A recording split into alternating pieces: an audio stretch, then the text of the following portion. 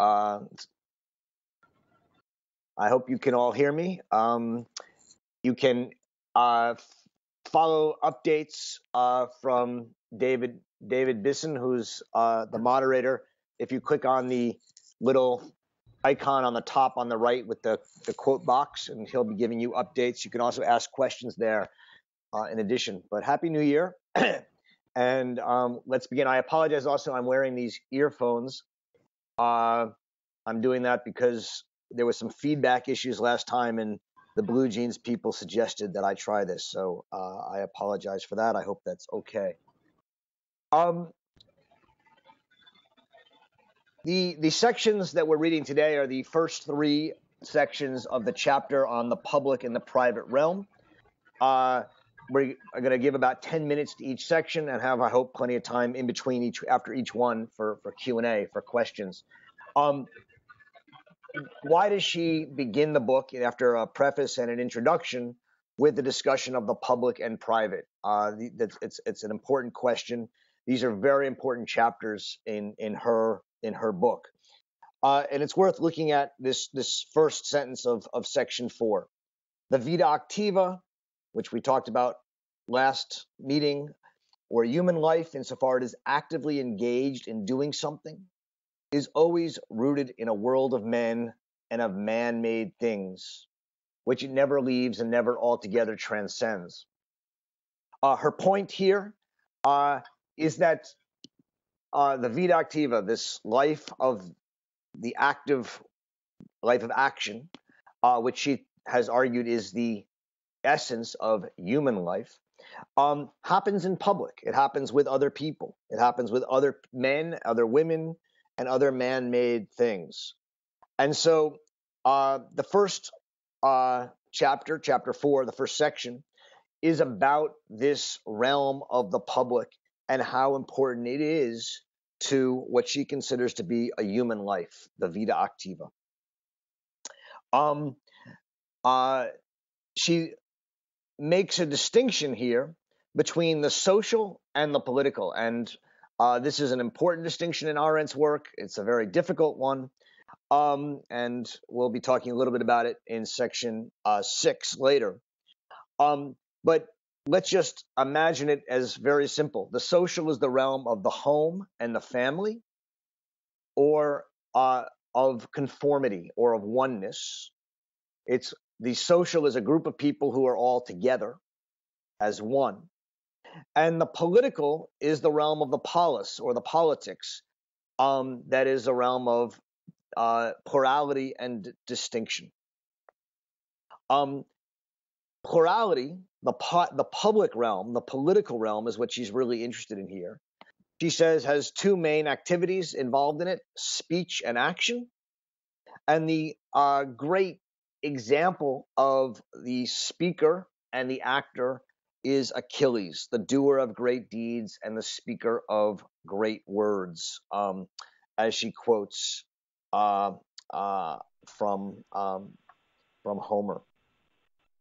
And this is in many ways the model that she has of the public realm, a realm in which we engage with others who are different from us, different from ourselves, not through violence, but through what she calls action and speech.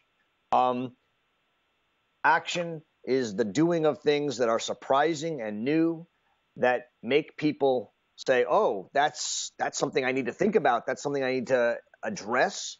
And in doing so, to act and to engage in action makes people look at you.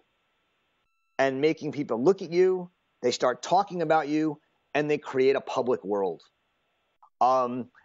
Speaking, persuading, also makes people sit up and listen to you. But it's without violence. And in all true politics, the emphasis, she says, slowly switches from action to speech and to persuasion, but it leaves behind violence, which is why she says the old word for politician is a rhetor, someone who speaks well. And that the zoon politikon, the political animal, is the animal, the man who has logos, speech. It's speech which makes man a political being, and in many ways it's speech that makes man fully human in Arendt's telling. So this first chapter, I'm gonna somewhat leave it here and ask if there's any questions about chapter 4. It's really simply laying out this idea of man as a political animal, that is a speaking animal, and the public or political realm as the realm in which men and now women, it was men when in the Greeks, and she's writing about the Greeks here often, but where speech is a way of life and people attend to it. And this public realm is for her absolutely essential to a well-functioning humanity. And as we'll see in chapters, as we get further into this chapter in later sections, she worries that this public realm is disappearing. So, are there particular questions? I'm going to spend less time on this chapter unless there's really a lot of questions, because the other chapters are meatier. But if there are questions about chapter 4, I'm happy to take them now. You can either type them in or you can unmute yourself and ask a question.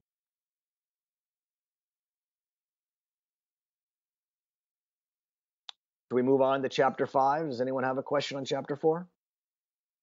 Okay. So let me move on to chapter 5, where I think things get a little bit more interesting and difficult. This chapter is called The Polis and the Household. And we need to think of the polis and the household now as two sides, right? On the one side is the polis, the public realm, the realm of politics. And on the other hand is the household. We can think of the household as the private and the polis as the public. We can think of the polis and the public as the common world, that which we hold in common. And we can think of the household as the private world. And what is the household and the private world focused on? It's on the maintenance of life. And this should come. You should recall back when we read the preface, if you were then there with us then, this distinction between the given of life, which is one aspect of man, and the artificial nature of life, which is another aspect of man. And the private is this given maintenance of life, and the public is the space of artifice, where we create things together. So as we begin section 5 on the polis and the household. Oh, okay. Hi, Karen. Hi. Hi. You can mute your mic for a little bit. We're going into section 5. The polis and the private, the polis and the household. The first thing she says, this is a very old distinction, the polis and the private. But there's something new that's emerged, largely in the 19th and 20th centuries, and that's what she calls the social. And the social and the rise of the social is going to diminish both the public and the private. And let's be very clear. She's more interested in the public than the private, and yet she's also quite interested in the private. And one of the issues of Arendt's scholarship is that it's mostly focused on the public for good reasons, but ignored privacy. And for those of you who have been paying attention, we've been writing a little bit more about privacy on the Arendt Center blog and websites, and our 2015 conference is going to be on privacy. So this is something I'm actually quite interested in. If we have this distinction between the polis and the household, on the one hand is the household, right? And she begins with that. And she talks about the household as the place of the sanctity of the hearth, right? The hearth, that where we set up boundaries between ourselves and the world.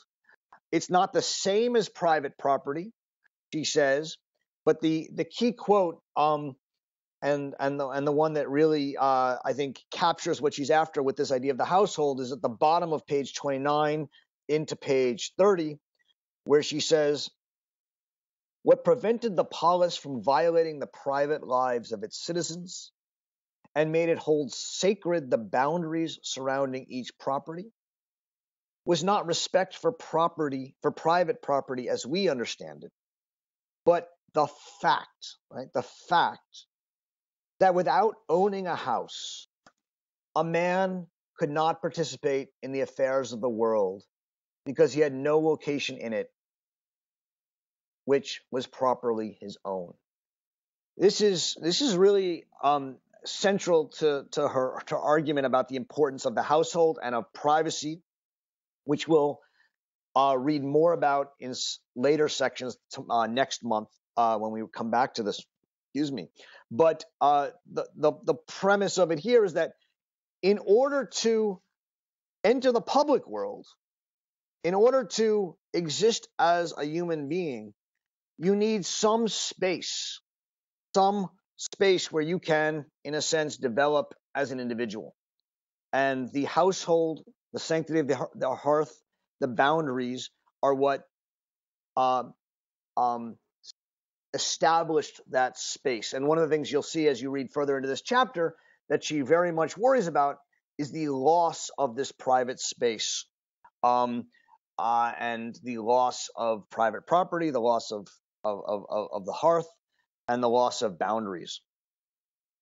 She then moves on to talk about the opposite of the household, this thing called the polis. If the household is the place where we maintain life, and it's really the realm of necessity, it's the realm of what's most necessary for us, the polis is what she calls the realm of freedom and equality.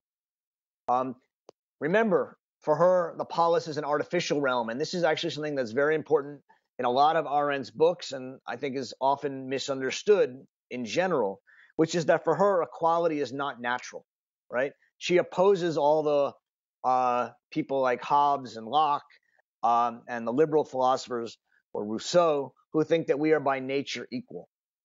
Her argument is, by nature, we're all unequal. The great achievement, the artificial achievement of politics, is to make ourselves equal, and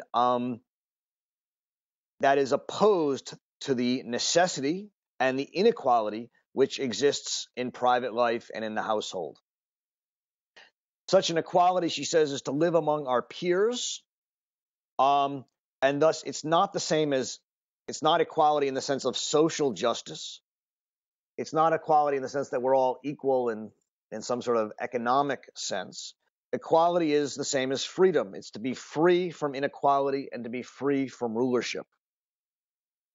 And this is what she says happens in the public sphere. It's to enter a world in which we enter as citizens, and we can all talk to each other, we can vote, we can discuss, we can debate, and you have no more power than I do. We're equal citizens, and the only thing that distinguishes who has more power is our virtue, is our skill, either at acting or speaking in ways that get people to agree with us, to persuade people. And so she's now talked about these two realms, the public and the private, the household and the polis. And she says that there was throughout history a gulf between these two realms. And it was part of being human that you at some point were in the private, and then at times you crossed over and became a citizen in the public. And she says that changed a bit in the Middle Ages, but there was something similar. You had your private life, and then you had your sacred life in the splendor of God in the church. Now, the church wasn't political, but it was a realm in which you left the realm of necessity and the private behind to enter a different realm. And she says, whether you're moving from the private to the polis or from the private to the sacred, these moves take courage. And thus, she says in this famous line at the end of this section, she says that the political virtue par excellence is courage. Why courage? Because it is courage which motivates us to leave our private world of necessity and enter the world of politics. Why is that courage? Because when we enter the world of politics, we, of course, expose ourselves not only to ridicule and to being not successful and not persuasive, but as Socrates learned, and many have learned since him, and in fact, as some people learned in France 2 days ago, to death. to enter the world of politics is always courageous. And from her point of view, we need to understand that there is this historically been this sharp distinction between the world of the household, the necessity of private sphere, the maintenance of life on the one hand, and the world of the polis and the public sphere on the other. And to cross that gulf requires courage. Okay, I'm going to stop there for a second and see if there are questions before we move into chapter 6, which is by far the hardest and I think most interesting of the 3 chapters we read today, and I want to make sure we give it time. So if there are questions, you can either unmute yourself and ask them now, or talk or type them in.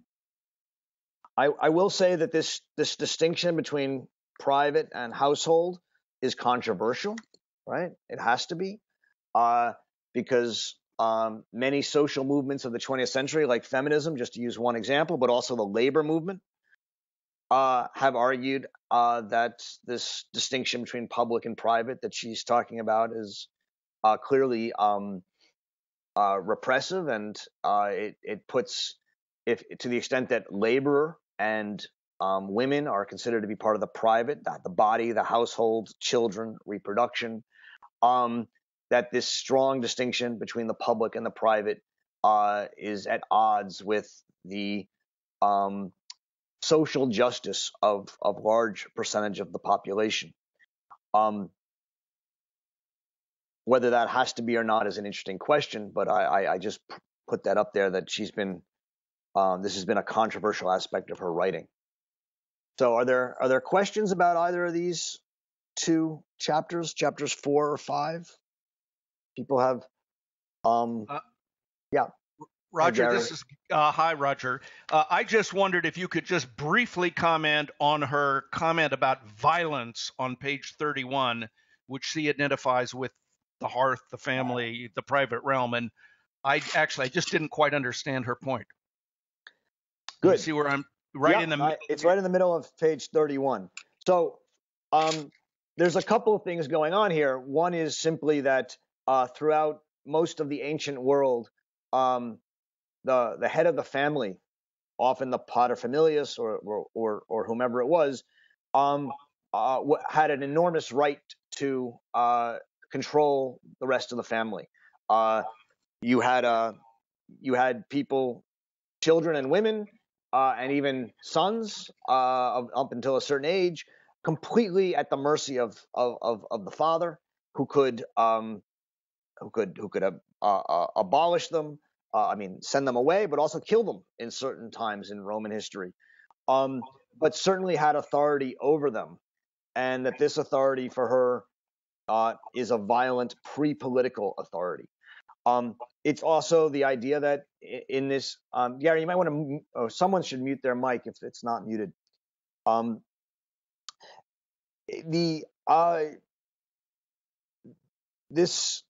is, not to mention the fact that in this world of the family, we concern ourselves primarily with food and money and the means to live, and thus not with freedom, not with living together in a common, meaningful life.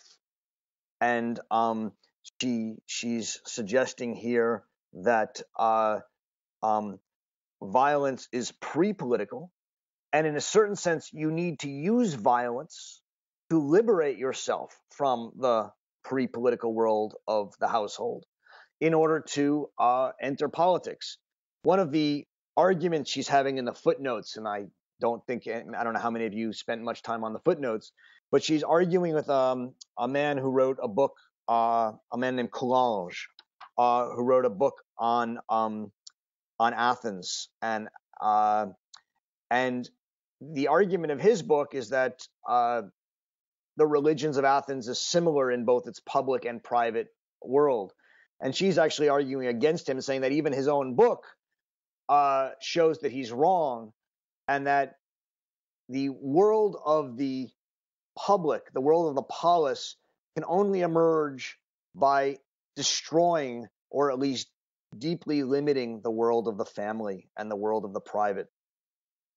And if any of you have read someone named Henry Sumner Maine, a great legal theorist of the 18th century, 19th century, his argument is that the great movement of modern law is the movement from status to contract. The idea that we move from treating everybody by their status to having a contract where we can make our own way and negotiate for who we are and what we mean in the world. This is a similar argument, is that in order to create a world of equality where we all exist politically as equals, we have to destroy the world of status. And she's saying that that's very much what the Greeks did. They saw the world of the family as an enemy of the world of freedom and the world of politics. And you have to replace the kind of violence of that world with the freedom and equality of the political world. Are there other questions about chapters 4 and 5?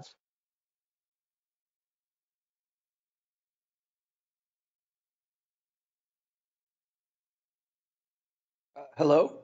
Yes. Hello? Yes. Yeah. I hear you. Yeah, I find chapters 4 and 5 interesting because there's an argument beneath the argument to a certain extent, in the sense that Arendt is suggesting that some of our most profound political categories are based in distinctions between Greek and Latin, and the difficulties of translation and the levels of translation that have occurred within the history of political thought. So she makes a distinction between the Greeks and their early Latin translators, and then the medieval translators, and then of course we get to the moderns, right? And so there's this aspect of a kind of linguistic plurality that is almost in a way kind of like this deliberative system, right? Where the conflicts between words are in many ways reflected within the conflicts of political questions that we feel today. And I was just wondering, with your extensive command of Arendt's work, if she contemplates this at all, the sort of the significance of this linguistic, these linguistic contradictions in any greater depth. Yeah. She does. So first of all, it's an excellent point or observation, and it's a method that will appear in almost every one of her books on a regular basis and one of her essays. It's a method that she, I don't want to say takes, because there's many people who did it, but one of the people who really made this the center of his work was Martin Heidegger, who was her first teacher.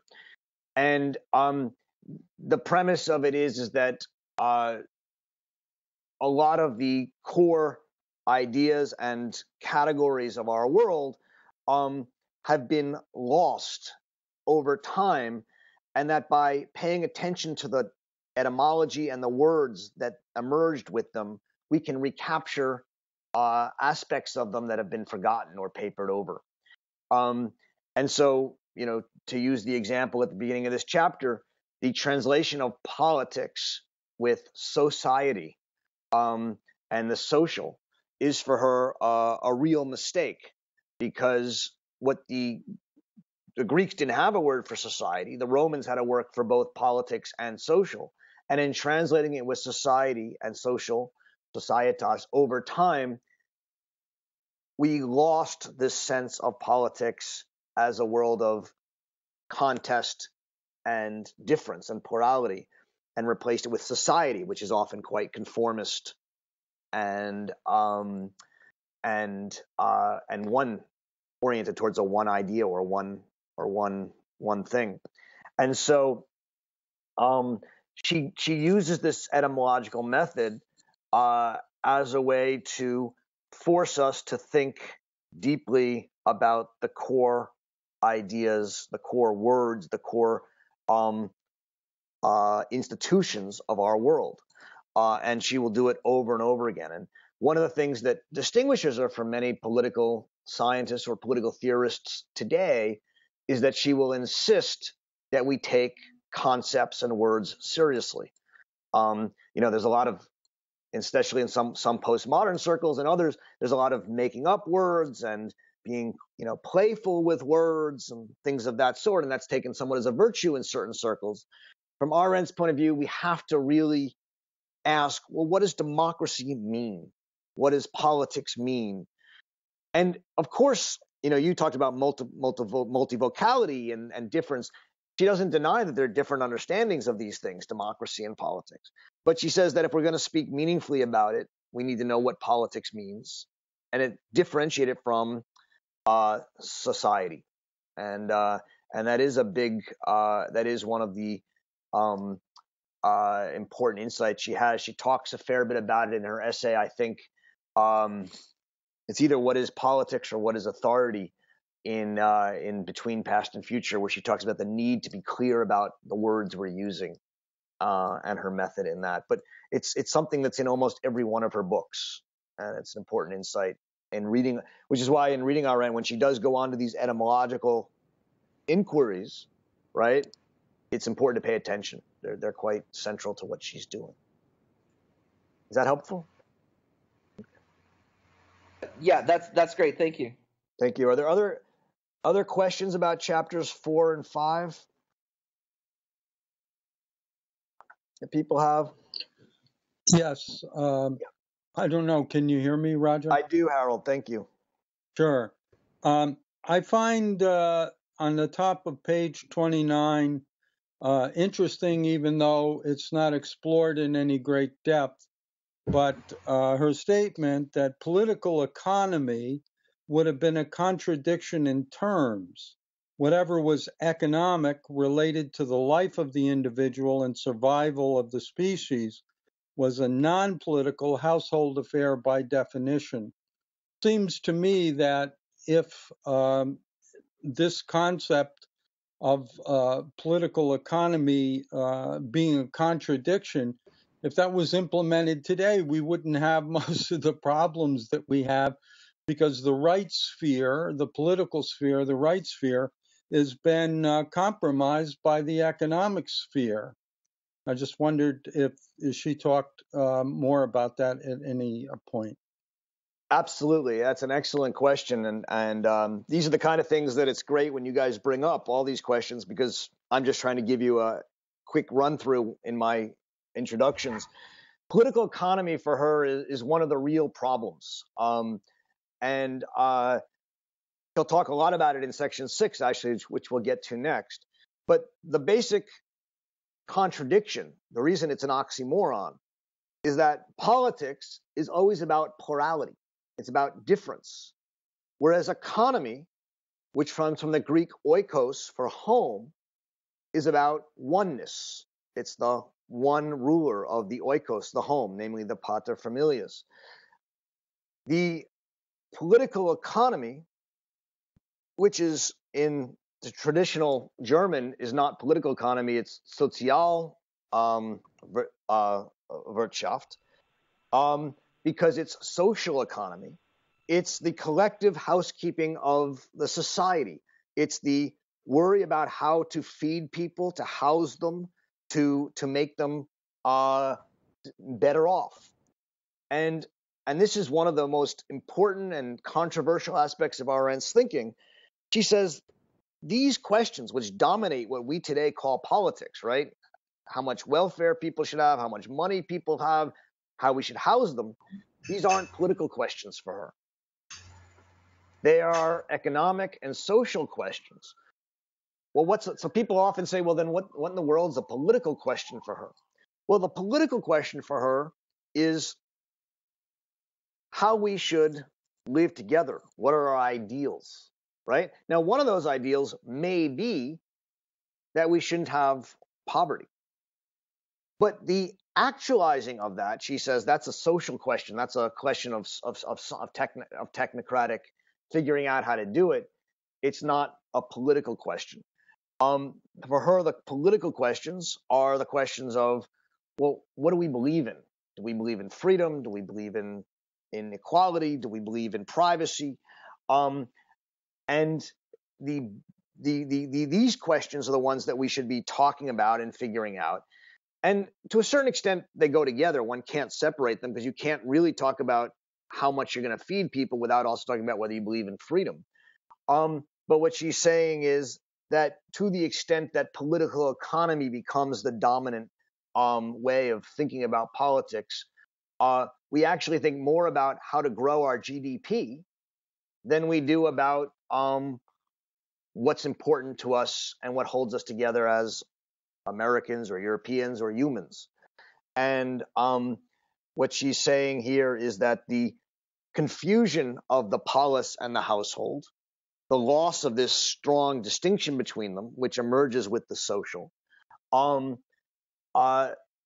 means that we start caring more about things like political economy, and in doing so, both less about politics, but also less about privacy and the household. And what we care more about is this idea of growing the economic GNP of the country. And she simply points to this idea of political economy as an oxymoron. Going back to Maurizio's question, right, or comment, right, which is that language is very important to her. Is that helpful, Harold? You want to follow up, or okay? Any other questions, or should we move on to chapter 6?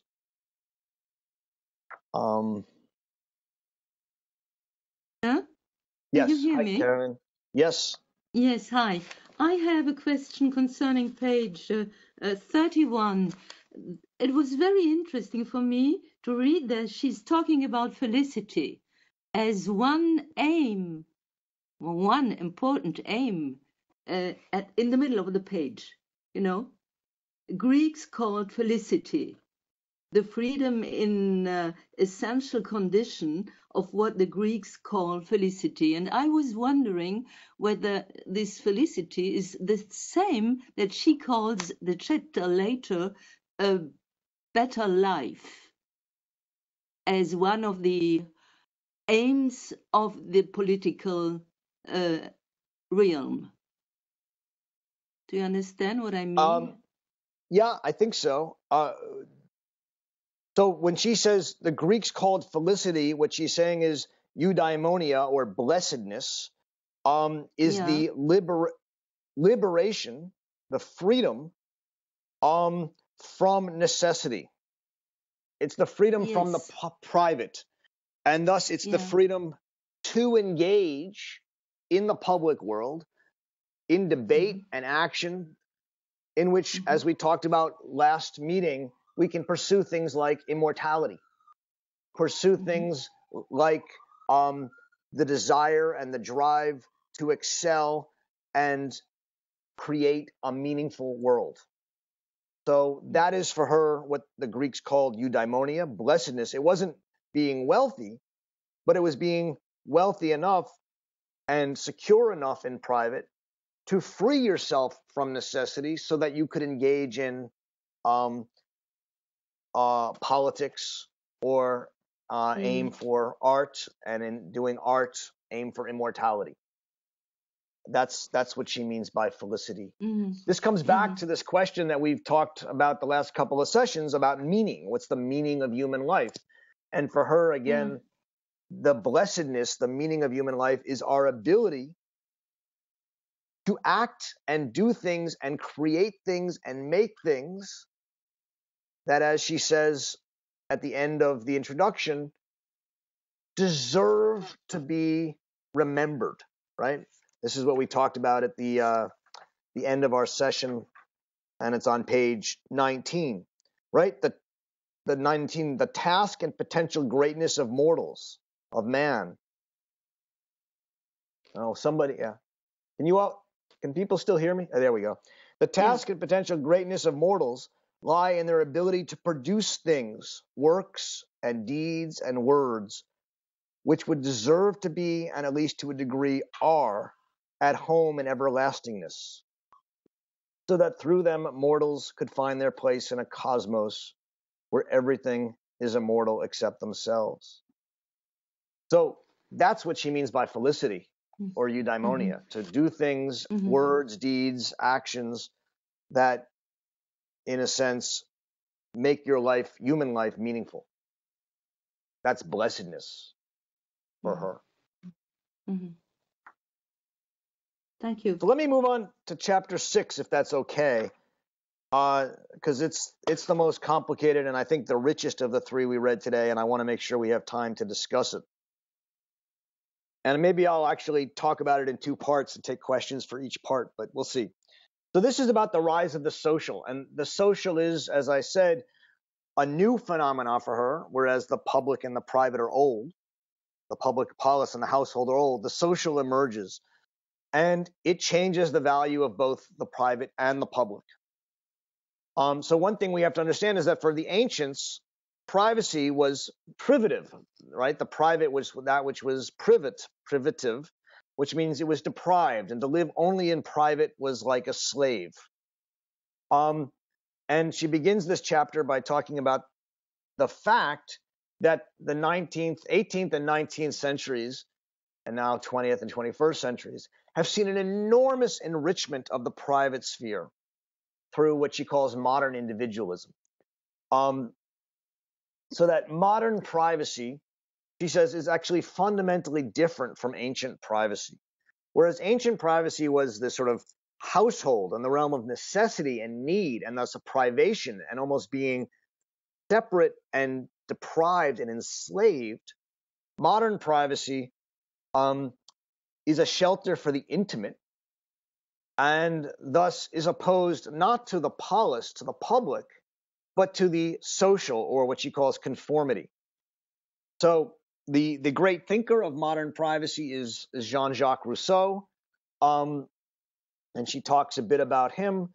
But the point is that in people like Rousseau, and in the rise of poetry, and in the rise of music, what we see are people developing their private individualism as a way to resist the sense of conformism about belonging to society. Insofar as society is starting to impose norms and rules on people, dress codes, codes of civility, codes of behavior, privacy emerges as a shelter where we can, in a sense, separate ourselves from that and claim, well, maybe everybody is a worker and everybody is pretty much middle class, but I write poetry, or I sing jazz, or I write the blues. And we then create a sense of private distinction for ourselves.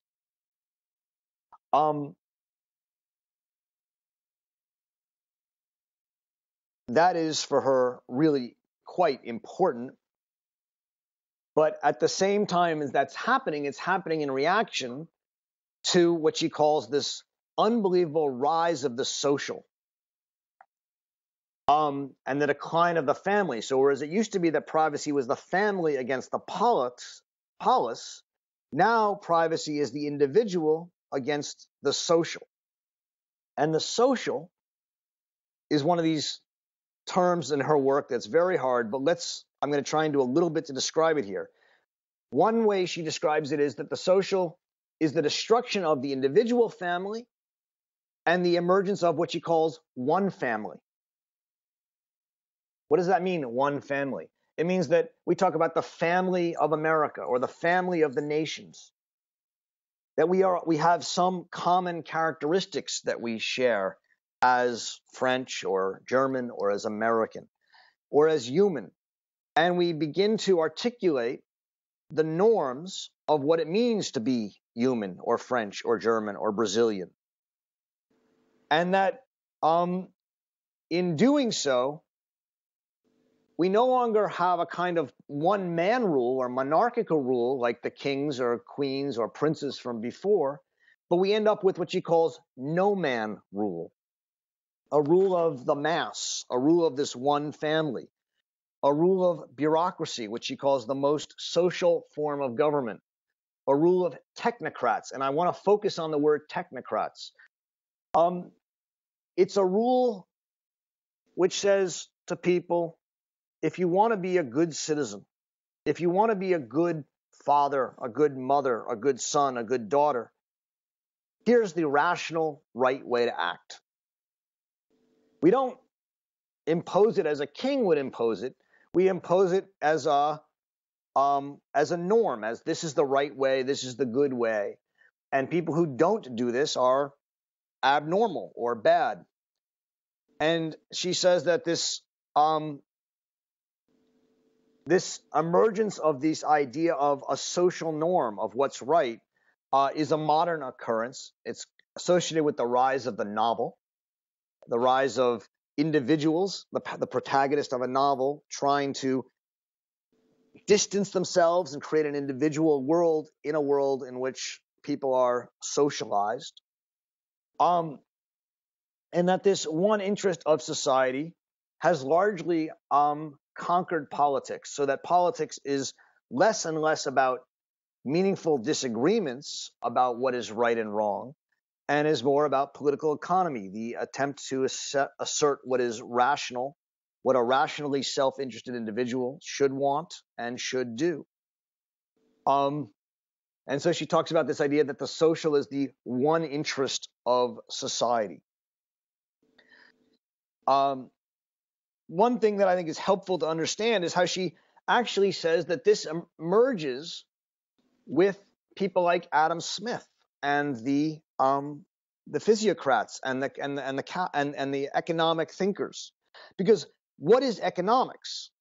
Economics is the study of man, which says that man acts according to rational inputs. He's a rational actor. And the very idea of the invisible hand of Adam Smith, which is to say that the market, without government intervention, without people getting together and deciding what's right and wrong, the market will lead to the emergence of a common rational desire and a common rational interest, which will be the interest of society. And so what Arendt is saying is that it's with the rise of economics and the rise of society and the rise of liberalism, all of which we typically think of as leading to individualism. She says individualism emerges as a reaction against the conformism of liberal capitalist social society. And that the next step is that the number one way in which this emergence of society and the social interest is both announced and imposed is through statistics and the rise of statistics. So if you turn to page 42 to 43 are some of the most important pages of this whole book, and very interesting and worth spending a little time on it. So I just want to read these two, and then we'll take some questions. So if we start in the middle of 42, she says, the laws of statistics are valid only where large numbers or long periods are involved, and acts or events can statistically appear only as deviations or fluctuations. That's a much more complicated sentence than it originally seems. But you can't do statistical analysis with small data sets, right? If you take in statistics, you know that. But once you move towards large numbers and large data sets, what happens is that acts and events, things that are not normal, things that are surprising, things that are rare, can only appear statistically as deviations or fluctuations. So that the very statistical approach, which we're just so used to today in our social world, immediately says that anything that's abnormal is not important as deviations or fluctuations. I continue. The justification of statistics is that deeds and events are rare occurrences in everyday life and history. The reason statistics works is because we don't think that deeds and occurrences matter because they're rare. Yet the meaningfulness of everyday relationships is disclosed not in everyday life, but in rare deeds. So here's what she's saying is statistics is incredibly powerful. It works. It describes everyday life. It describes normalcy. But the meaningfulness of life, what makes life interesting, what makes life meaningful is never in the everyday, but in the rare deeds. Just as the significance of a historical period shows itself only in the few events that illuminate it, right? If we just look at the everyday and the general history, we miss the great events, the Napoleon, the massacres, the killings, the things that actually are important, that stand out from the statistics. So that the application of the law of large numbers and long periods to politics or history, and this is really amazing to say this, signifies nothing less than the willful obliteration of their very subject matter. To statistically study politics and history obliterates politics and history. That's her claim. Because it submerges politics and history to the everyday, to these long periods, to the average, when what is actually meaningful about politics and history is the rare and the new. And I'm just going to read one more section on the next page, page 43, which is some of the most powerful lines in the book, and I just want to get it out there, and then we'll start talking about questions. She says in the middle, near the bottom, about 2/3 of the way down, the unfortunate truth, right? The unfortunate truth about behaviorism and the validity of its laws, the laws of behaviorism. And behaviorism here means the study of human beings according to regular statistical laws. And the unfortunate truth about behaviorism and the validity of its laws, namely that if you do study people in large groups, you can actually come up with laws that they follow, is that the more people there are, the more likely they are to behave, and the less likely to tolerate non-behavior. It is true that statistics and behavioralism works. Most of us behave the same. Statistically, this will be shown in the leveling out of a fluctuation. So you can look at a bell curve, right? You can plot how people behave. In reality, deeds will have less and less chance to stem the tide of behavior, and events will more and more lose their significance. That is, their capacity to illuminate historical time. The more we plot graphs and offer statistics and tell people what it is that is normal and right and how people behave, the more we, whenever there's an exception to that, ignore it, treat it as an aberration. With the result being that statistical uniformity, she says, is by no means a harmless scientific ideal. It is the no longer secret political ideal of a society which, entirely submerged in the routine of everyday living, is at peace with the scientific outlook inherent in its very existence. In other words, statistical uniformity, the idea that we want, in a sense, to know what most people do, is an ideal because we want to be told what to do. We want to know what is normal because we're at peace with the scientific outlook. We're at peace with the idea that the way we should live is average every day. And we want to actually avoid the exceptions, the rare exceptions. Why? Because they're dangerous and they create disorder and they lead to us being taken away from our concerns, which are how much money we're making or our family or our friends, and actually having to engage with the public world. And so we become actually interested in statistical uniformity because what that guarantees is peace. there's much more in this chapter to be said, but I thought I'd stop here and allow for some questions, because it seems like there might be a lot. So let me stop there for a second, and we have about 10 minutes. We can go a little over for questions if people would like them.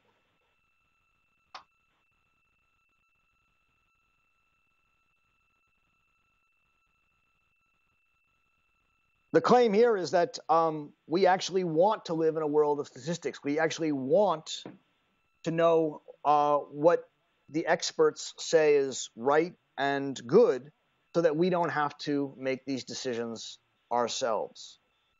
One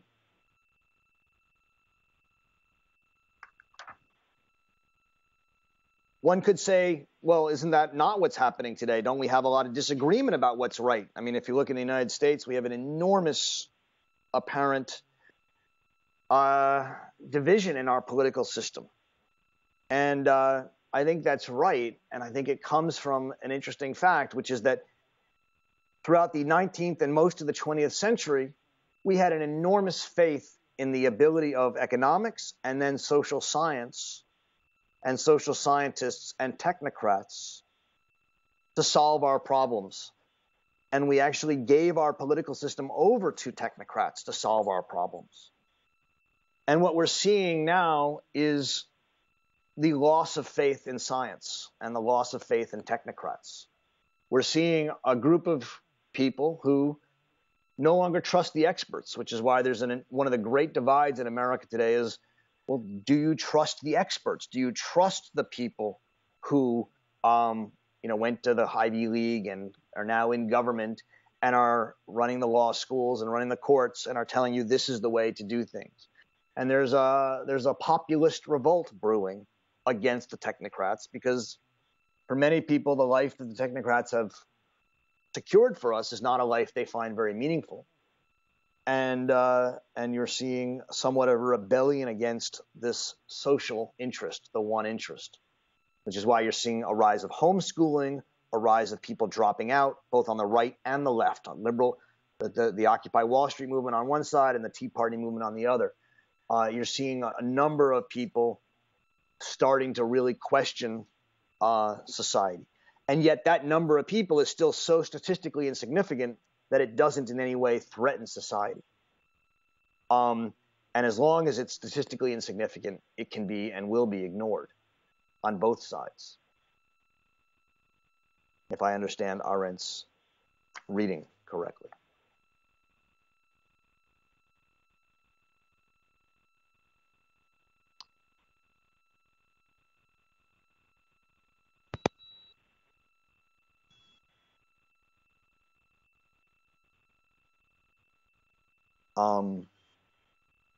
I find this very controversial and fascinating. I'm wondering, I don't know if you guys are, if there's questions or opposition, but it's worth talking about. So I hope we have.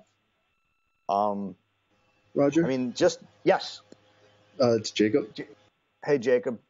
I was wondering, I mean, when we were talking about this and the statistics, and it really reminded me of reading Origins and her fear of mass society, and looking at this in the context of a world that's seen totalitarianism and what can emerge from that. And it seems that all these ideas are sort of in the wake of the fear and the desire not to see that happen again. I think that's right. I mean, this book is the book she writes after the origins of totalitarianism. The question that I see this book as addressing is the one at the end of Origins, which is if we live in a world in which totalitarianism has now happened and thus forevermore a possibility, and totalitarianism is a new political system, one that emerges where there is, and thus a possibility for human nature. What is there in human nature that can protect us from totalitarianism? And the tentative answer that this book is trying to give is something like freedom. That what protects us from totalitarianism, protects us from a world in which we create a Nazi, a national socialist world. And national socialist is a world of one family, one idea. And also in Stalinism, socialism, a world in which, and again, this is not an economic argument against socialism on her part at all, because she sees this as born in the rise of capitalism and the rise of economic theory. But what she sees in both of those is the rise of the social and the loss of the freedom that emerges in politics. And she's trying to argue in this book that there is something inherent in the human condition, not in human nature, but in the human condition, which can resist the social and thus the totalizing, the oneness. What is that can resist it? The rare deed, the drive for immortality, newness, spontaneity, action, freedom, natality, a word that gets overused, but it's there. The ability of man to do things that are surprising. And what she's saying is that will never disappear. That's in man. And yet we live in a society in which the impact of surprising, unexpected actions is being ever more circumscribed. To the extent that, the Tea Party or Occupy Wall Street matter, they're on the margins because, maybe because they're wrong on both sides, and that could be one answer. But what she's saying is it's much harder to do something in a way that matters. And take protest. This is the example I often use in my classes. We live in a world where every day there's another protest going on, and for the most part, we ignore them, right? Because it's just normal. Well, how do you today, Martin Luther King could make a huge impact by gathering people together. Well, I'm sorry, but gathering people today doesn't do much. So how do you make an impact today? Well, you burn yourself alive in the streets, or you bomb someone, or you commit terrorism. The point is, if you just protest and you just speak, you become part of the chatter, right? You become part of the end of the bell curve that doesn't matter.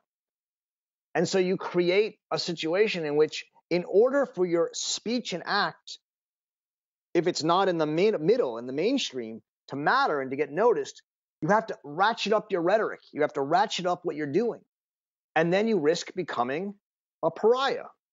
And so it's actually almost impossible. I don't want to say impossible, but very difficult today to bring truly critical ideas into the public sphere in a way that gets taken seriously. Because if your ideas are out of the mainstream and you just say them, they're going to be ignored. But if you try and then say them too radically, you'll be, you'll in a sense overstep and you get pushed away. And so what she's saying is that the rise of the social, the rise of statistics, the rise of the statistical society makes it, I don't want to say impossible, but ever more difficult for rare and new things to be taken seriously in the public world. And so we end up with this social world that largely is unchallengeable.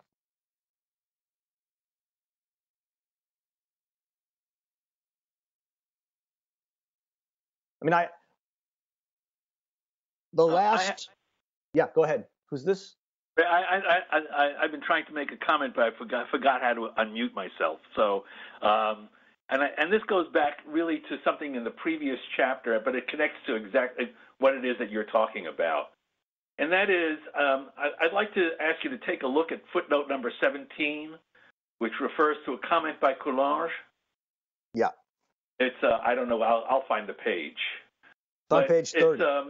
I think this is a very significant moment in this conversation, in which she mentions that the that in some of the Greek cities, the citizens were obliged by law to share their harvest. And she says that in the Greek context, there was no contradiction there between the concept of the home and the concept of the polis. But Coulange thinks there is a contradiction, which she just says to the Greeks it was not a contradiction. But there's a reason why it's a contradiction to Coulange, and that's why. And I think that's something that's worth exploring, and it's something that she does not take into account, I think, in her commentary. That is that we do have what we call science, and she, living as she did in the middle of the 20th century, sees science applied to society in the sociological sense. Science. This was that period of our modern history is a period of the triumph of sociology in a way, and that's when statistics really came into the fore as an idea, as a scientific idea, and behaviorism as an idea about how psychology worked, right? But there's another aspect to science, which is the theory of evolution and the notion that societies evolve just as natural species do. A kind of that we are the product of a social evolution that begins, and Marx speaks to this, and she kind of poo-poos this, but that we are the product of a social evolution, and we see this in this footnote. That is, right here is the beginning of that evolution, where the sanctity of the hearth, if you like, gets expanded into the polis, in which the society, the idea of a society, is actually contained in this behavior of the Greeks, of some Greek city-states, which was to demand that the harvest be shared. So even though in her note, she says that the soil was still private, the product of the soil was no longer private, and that in some way that's an explanation of the interpenetration of the social into the private, or vice versa. I don't know which comes first, the chicken or the egg. But there is I'm trying to describe here this sense that I have that she does not address the science, if you like, of social evolution. That society, that I would take issue with your description about outliers in the present day society. We do not know the impact of those outliers simply because we live in a society that has been homogenized and where new ideas are frequently monetized by the ruling economics, right? So that new ideas are immediately bastardized by their socialization. But we don't know who or what is going to have the impact that shapes tomorrow. We don't know that. And I think that I think there is still room for deeds and events, outlying deeds and events that will in fact shape the future. But you don't know those until they're in the past. You don't know what they are until you're in the next generation or two. So I'm not trying to downplay this important distinction that I think Hannah Arendt makes here. I think it's critical, and your elucidation of it I think is wonderful. But I think it's only partial. In some ways, it ignores some aspects of what's happening in the world, just in order really to emphasize this point. Mm-hmm. If I tried to be as careful as I could and to say that I didn't think it was impossible, and I think that there's always room for ideas and rare deeds to matter. That's the hope. That's what Arendt thinks prevents totalitarianism in the end from ever fulfilling itself. That there's always this possibility. and this goes back to a question Bob Meyerson actually emailed in earlier. Arendt is simply here. I don't want to say simply. She's trying to provide a phenomenological account of what she thinks is happening to us. But she's doing it for a reason, right? She's not just giving an account. She's saying that if we don't take some action, and if we're not careful, the ability for deeds to matter never will disappear completely, because it can't, but will become ever more difficult and ever more circumscribed. And I think that's the aspect of her critique that has to be taken seriously. How much more difficult is it today to have rare deeds be seen not just as funny or outliers, but taken seriously? And it may be because we are all right, and the center is so sure and so right that rare deeds are just stupid. But I don't think that's your point, and No. and I happen to agree with you. I'm just saying that from her perspective, there's a reason that it's that much more difficult for these kind of deeds to matter in public life. And the reason is the rise of the sciences and the social sciences. Marxism and Darwinism are two of the worst from her point of view, because they both imagine that the world follows knowable, predictable laws, and as a result, there's almost nothing that can interfere or change with them. And so she's more critical of both Darwinism and Marxism than almost any other aspect of social science.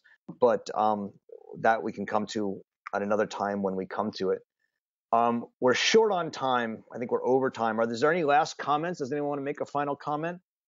Otherwise, we can continue this. I would just like to say, in regard to what the previous gentleman said, she clearly talks about natality in the beginning, and that is very clear that we don't know who's incarnating tomorrow. We don't know what group of people will incarnate tomorrow, and so there is always possibility, because as long as there's an incarnation and a tomorrow.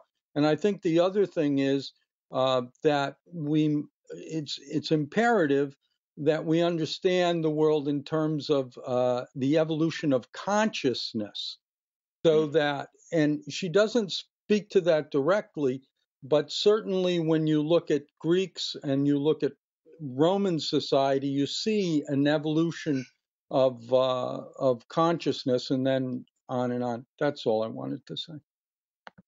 I think that's well said. We're over time, so I'm gonna end it here. I want to thank you all.